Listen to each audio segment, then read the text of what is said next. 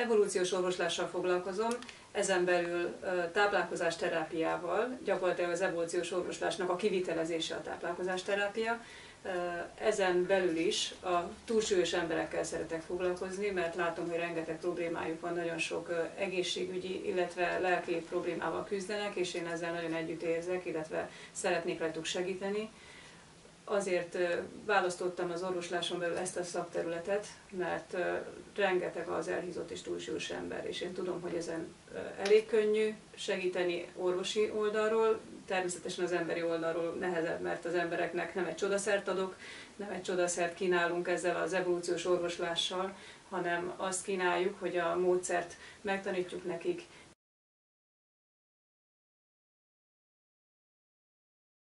A túlsúllyal az a probléma, hogy nem csak testi bajokat okoz, hanem lelki nehézségekkel is küzdenek a túlsúlyos emberek, testképzavarral, önértékelési zavarral, befogadási nehézségekkel, sokszor nem tudják, hogy mit gondolnak róluk mások, beszélnek el hátuk mögött valamit, ami ő neki negatív lenne, vagy rosszul esne, soha nem tudja, hogy mit gondolnak róla, és ez tényleg önértékelési zavarhoz vezet.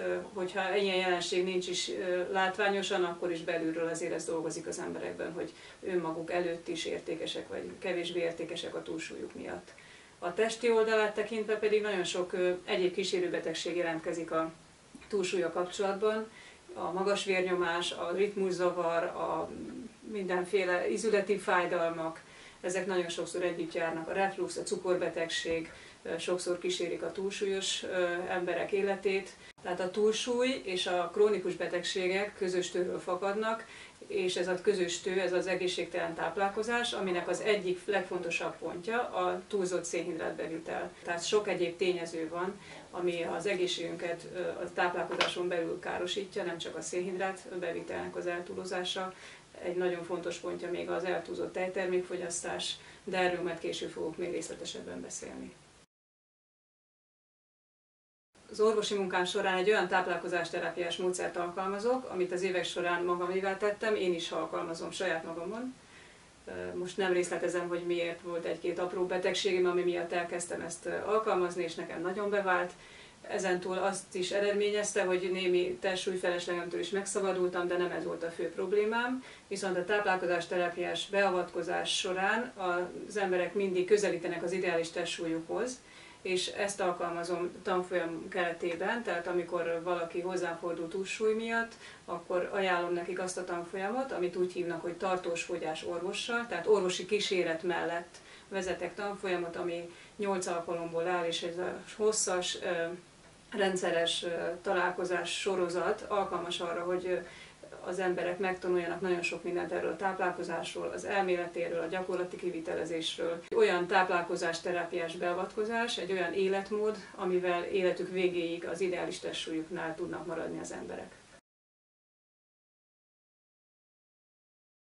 Nekem ebben a munkában az a motivációm, az a célom, illetve az mozgat, hogy segítsek azoknak az embereknek, akik túlsúllyal küzdenek, mert tudom, hogy ez milyen sok kínnal és kellemetlenséggel jár. Nem csak a testi, hanem a lelki oldalát tekintve is ennek az állapotnak.